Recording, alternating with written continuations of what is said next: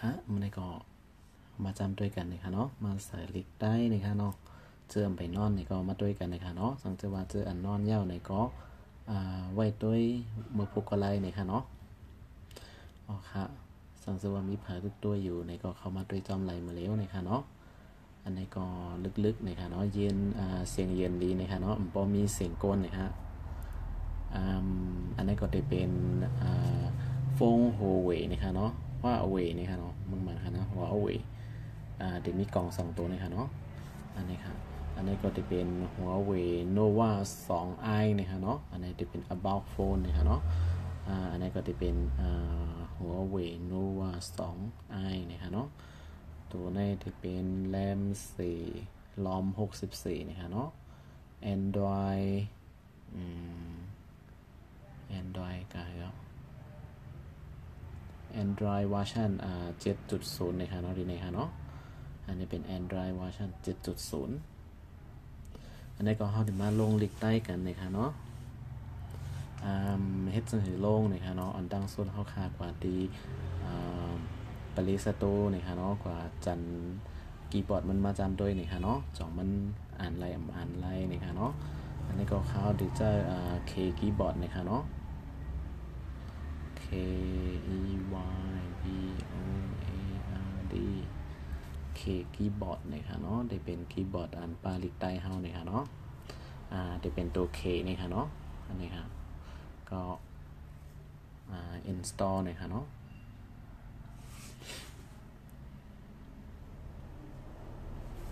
อันนี้ก็พอเฮาขาจันมาเยาโตนะคะเนาะเฮาขาก็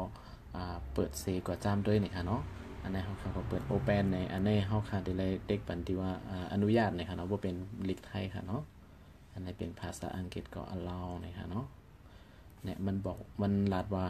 เปิด enable keyboard นะคะเนาะเฮาขาเปิดที่ไหนก็ไล่นะคะเนาะปุ่มเปิดที่ไหนนี่ก็ได้เลยก็เปิดในการตั้งมันนะคะเนาะอันนี้ก็เด็กปันที่ไหนค่ะนะที่ไหนค่ะโปรเข้าคำเปิดที่ไหนเนี่ยเฮาขาก็เข้ากว่าหาเอาในการตั้งค่า setting นะคะเนาะมาเปิดปันที่ keyboard นะคะเนาะอันนี้ค่ะที่เลยเปิดให้มันเขียวๆมันในนะคะเนาะค่ะอันนี้ก็เฮาคาเปิดปันคีย์บอร์ดเตียนเฮาคาจะเอามาเป็นคีย์บอร์ดใต้เฮาค่ะเนาะอันนี้ค่ะแค่พางมันเดมามีอยู่ที่หน้าโฟงนี่ค่ะเนาะอันนี้ก็เฮาคาก็เต็กเข้ากับที่คีย์บอร์ดนี่ค่ะเนาะแล้วก็เต็กที่อันเป็นรูปโลกนี่ค่ะเนาะที่ตั้งแต่ที่ว่า language นี่ค่ะเนาะเข้ามาดีในมันได้มีดังเนินได้มี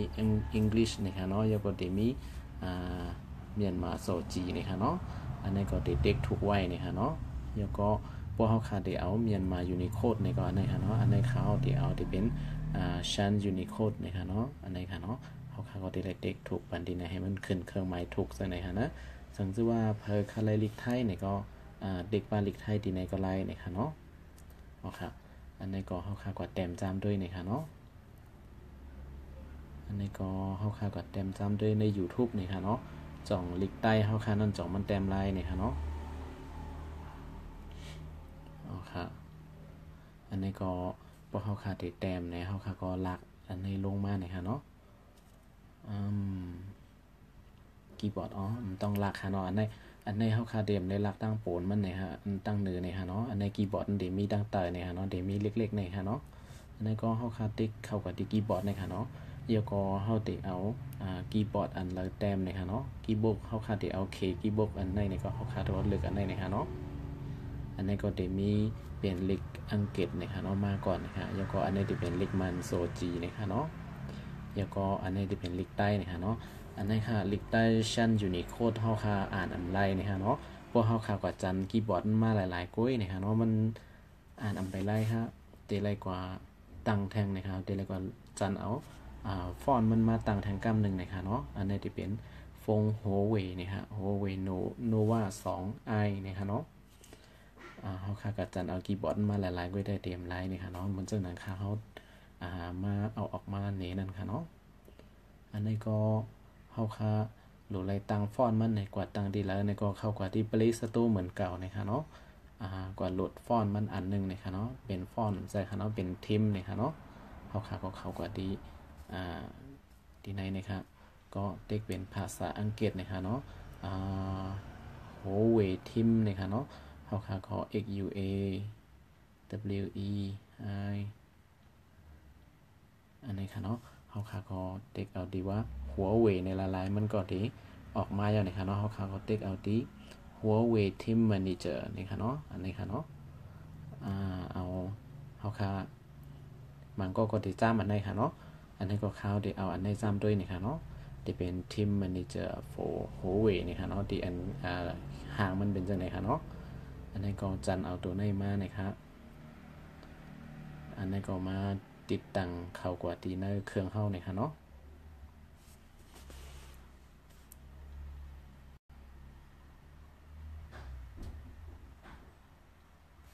เอาค่ะพวกเขาค่ะจันเอามาเย้าตัวเย้าเนี่ยครับค่ะก็มาเปิดตีโอเปนค่ะเนาะมันก็ตีเข้ามาดีในค่ะเนาะพวกเขาค่ะไปกันหนึ่งนะคะเนาะมันเข้ามาดีในดีในเดียมป้าลิกใต้เฮาในค่ะเนาะมันจะเป็นฟอนดีอันเป็นทิมดีอันเปิ้นเอาขึ้นมาไว้นะคะเนาะเป็นของแขกของอังกฤษพวกค่ะนะพวกเฮาค่ะเข้ามาดีในเฮาเข้ากว่าดีฟอนในดีในค่ะเนาะฟอนนะคะเนาะดีในมันดีว่าฟอนออฟนะคะเนาะฟอนได้ถูกปิกไว้นะคะเนาะมังเครื่องนะคะเนาะเมื่อก่อนในเฮาค่ะเข้ามาดีในกุ้ยก็มันจะมีให้เฮาค่ะเลือกฟอนนะคะเนาะที่มีบาฟอนใต้เฮาเนี่ยค่ะเนาะกุยกาเมื่อเร็วอันนี้เป็นว่าชั่นมาใหม่นะคะเนาะมันถึงเป็นฟงออกมาใหม่ๆกุ้ยนะคะเนาะอันนี้ก็มันปิกไว้อยู่นะคะเนาะเฮาค่ะก็มันบอกว่าเพราะว่าเฮาใครเฮ็ดต่อเนี่ยก็ให้ติ๊กที่ว่า continue นะคะเนาะสีแรงนะคะเนาะเฮาค่ะก็ติ๊กอันนี้นะคะเนาะก็ดีกว่าเฮ็ดต่อนะคะเข้ามาดีนะคะเนาะอันนี้มันออกมาว่า off นะคะเนาะสีแรงๆนะคะเนาะเฮาค่ะได้เลยเปิดมันนะคะเนาะเด็กตีในนะครับเด็กตีในแน่มันไรนะครับเนาะเพราะว่าเฮาค่ะได้เลยโหลดแอปต่างๆในแทงอันนึงนะครับเนาะ get trick นะครับเนาะแอปนะครับเนาะอันตีสีแรงในก็เด็กๆเปิดสีเขียวใบไล่นะครับเนาะเฮาค่ะก็มันเฮาค่ะโหลดแอปเสริมอันนี้มาแทงอันนึงนะครับเฮาค่ะก็เด็กตีในนะครับเนาะอันนี้ก็ได้เลยเป็นอนุญาตนะครับเพื่อเป็นลิกไทยค่ะเนาะเพื่อเป็นภาษาอังกฤษallow นะครับเด็กตีในปันนะครับเนาะมันตึกโหลดจันเอาอยู่นะครับเนาะอันนี้ก็ให้มาดี setting นะครับเนาะให้เฮาค่าเปิดปันตาติดตั้งในเครื่องนะครับเนาะ unknown source นะครับเนาะไม่รู้จักที่มาเนี่ยนะครับเนาะเป็นภาษาไทยนะครับเฮาค่าก็จะได้เปิดปันที่ไหนครับเนาะแล้วก็เข้ามาที่ไหนนะครับเนาะอันนี้ก็อันไปมีลิกใต้เฮาหน่อยค่ะเนาะเฮาค่าเข้ากว่าดีเมื่อไกลนั่นนะคะเนาะมันก็ขึ้นมาเหมือนเสื่องไหนเนี่ยค่ะเนาะฟอนต์ off นะคะเนาะมันเป็นฮอลไลน์ค่ะดีนะครับก็ติ๊ก continue ในกว่าเหมือนเก่านะคะเนาะอย่าก็มาติ๊กดีว่า get trick app ในต่างๆนะคะเนาะอันนี้ก็มันได้ขึ้นมาจากไหนนะคะเนาะเป็น EMUI นะคะเนาะอันนี้เป็นหานะครับ font enabler นะคะเนาะ enabler นะคะเนาะอันนี้ก็เฮาค่ะก็ติ๊กดี install ในต่างๆนะคะนะอันนี้ก็มันตึกอัปเดตอันนี้อยู่นะคะเนาะแล้วก็พอมาถึงที่ในเฮาค่ะก็ติ๊กปันที่open นะคะเนาะอันนี้ค่ะอันปอแจงนะคะเนาะพอเฮาค่ะติ๊กดี open นะคะเนาะมันมีว่า a blind different font here นะคะเนาะหลากหลายฟอนต์ตีในนะคะเนาะอันนี้เฮาค่ะก็ติ๊กเป็นสีแรงในที่ว่าออฟเมื่อกี้นะคะนะออฟอันนี้ค่ะเนาะเฮาค่ะติ๊กว่า on นะคะที่ไหนค่ะเนาะแล้วก็เข้ามาดี apply different font นะคะเนาะเฮาค่ะเข้ามาดีในนะคะที่ในก็เฮาค่ะเข้ามาถึงที่ในแล้วลิกใต้เฮานั้นยังหาอำไปหันนะคะเนาะก็ลงกว่าตั้งแต่สุดๆนะคะเนาะ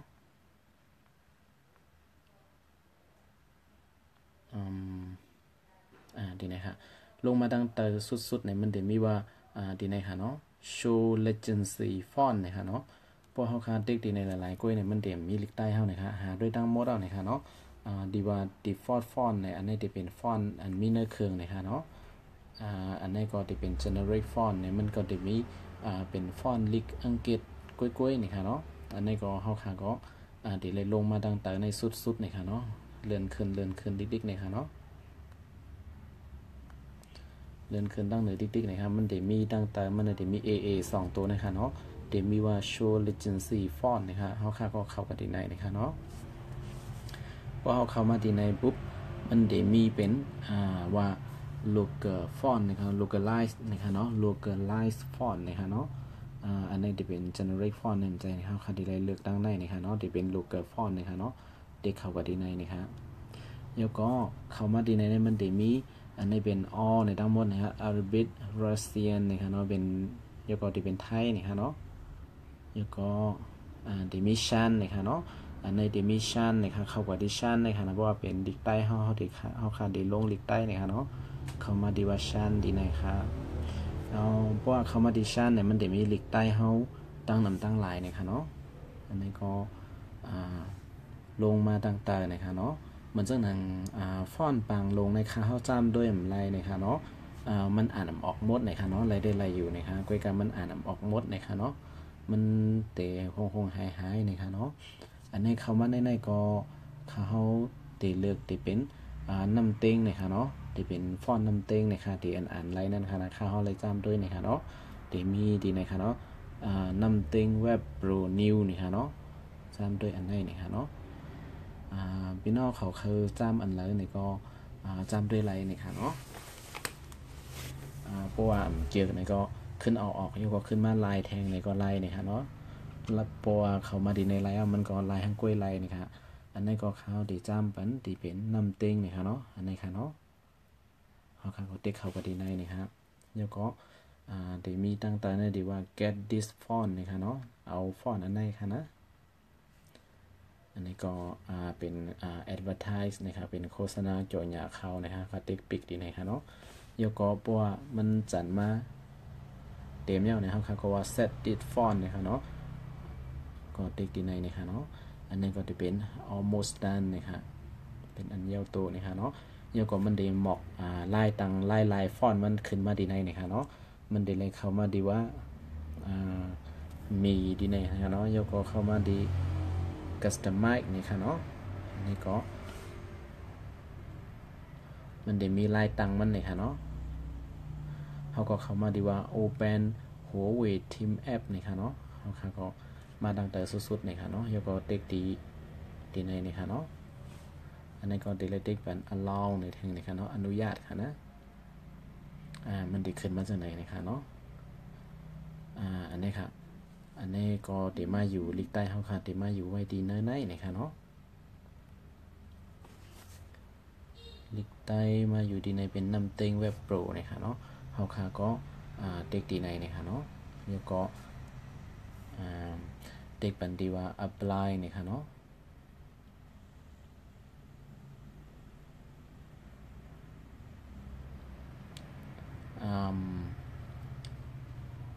เข้ามาดีในมันดีทึ่งนะคะเนาะคอมไลน์นะคะเนาะเขาค่ะก็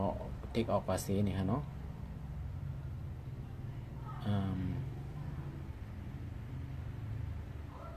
ที่เนมไลน์นะคะเนาะเขาค่ะก็เข้ากับที่เก่าขึ้นนะคะเนาะเด็กดีว่า customize นะคะเนาะก่อนเลือกดีฟอนต์ในกำสื่อมไรนะคะเนาะเด็กดีที่ในกำไรนะคะเขาค่ะเด็ก customize ที่เป็นสีเจ๋งสีนี่นะคะเนาะเด็กดีว่า customize นะครับ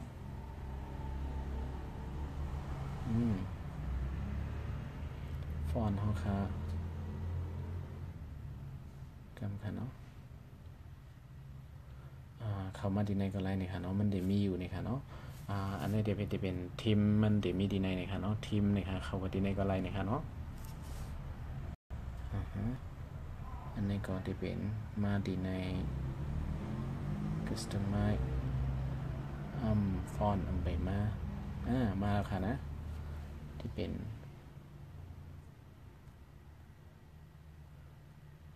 ดีในค่ะ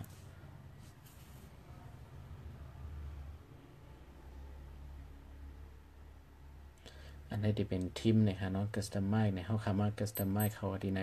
แล้วก็มันเดี๋ยวให้เขาเลือกทีมนะคะเนาะเลือกอะไรก็ไล่นะคะเนาะอันนี้เขาก็ดีเลือกอันไหนนะคะเนาะแล้วก็มันจะมีฟอนต์ขึ้นมาตั้งในนะคะเนาะคำจริงนะคะอันนี้ก็จำอะไรนะคะขาวจำด้วยนะคะเนาะอันนี้ก็จำด้วยน้ำเต็งเว็บโปรนะคะเนาะ เด็กดีวันนำเต็งดังในค่ะนะอันนี้ก็เข้ามามันได้เป็นนาจังไหนในค่ะเนาะแล้วก็เด็กปันดีอัปไลน์ในค่ะเนาะต่างๆในค่ะเนาะอันนี้ก็เมื่อไกลเนี่ยมันได้อยู่ดีแค่พังอันนี้ในค่ะเนาะมาเหลียวมันมาอยู่ดังในเอาในค่ะเนาะอันนี้ก็เป็นอันเย้าโตในค่ะเนาะเขาขาก็แต้มด้วยลิกใต้เนี่ยเนาะจองมันอ่านแรมอ่านไรในค่ะเนาะ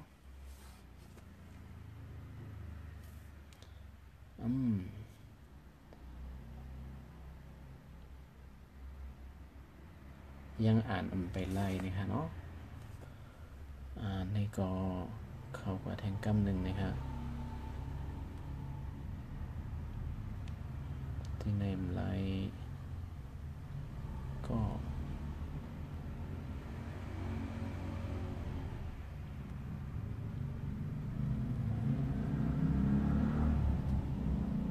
ติดแทงกำหนึ่งนะคะเนาะ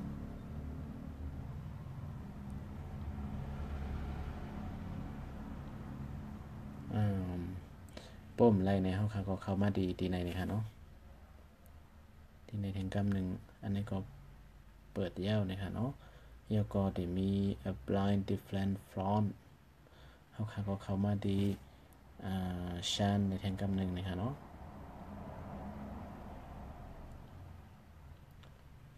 เอานำเต็งเว็บโปรนิวนะคะเนาะ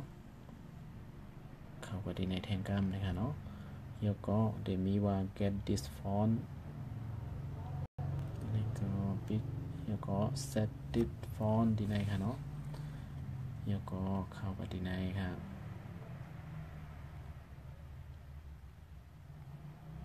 อันนี้ก็ได้มีว่า open Huawei Team App นะคะเนาะอันนี้ก็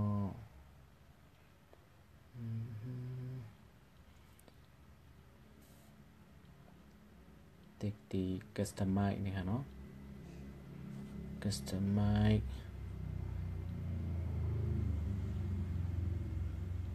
ติดที่ icon style นะคะเนาะอัน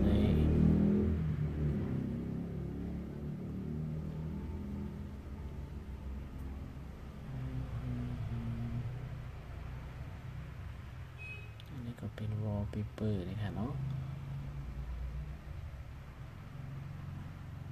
ก็ติ๊กเข้ากว่าที่เป็นลิกใต้นี่ค่ะเลยกุ้ยกระแห้งเลยยังไปออกนะคะเนาะอัปเดตไลเปอร์อีกหนึ่งที่ก่อนพูดค่ะเนาะเขาก็เฮ็ดกว่าหลายรอบแล้ว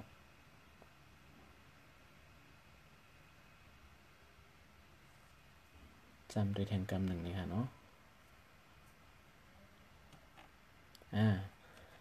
อัปเดตไลเปอร์กำหนึ่งนะคะเนาะกำในก็อ่านแล้วนะคะเนาะ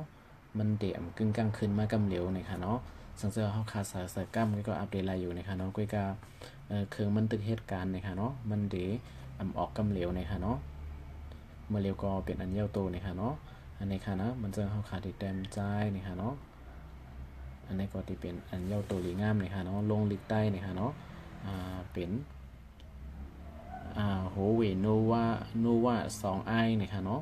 อันนี้ก็จะลิกใต้ไรอยู่นะคะเนาะสังเกตว่าผส่วนจะใครกว่าซื้อนะคะเนาะอันนั้นก็ซื้อมาเย้าลงไปไรนี่ก็จ้ำด้วยจึงหนังค่าเฮาเฮ็ดขึ้นมาได้นะคะเนาะอันนี้ก็ด้วยเสเฮ็ดจ้ำด้วยนะคะเนาะตีไรอยู่นะคะเนาะอันนี้ก็ค่าเฮาจ้ำด้วยไรเอานะคะเนาะ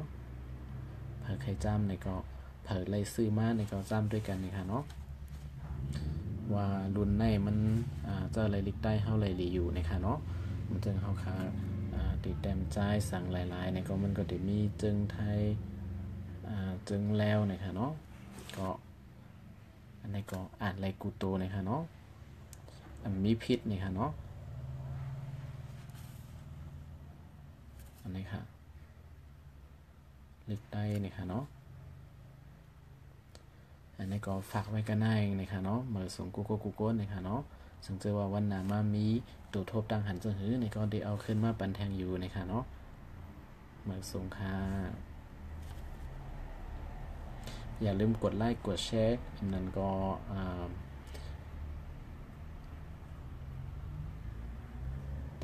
อย่าลืมติดตามนะคะเนาะ follow นะคะเนาะ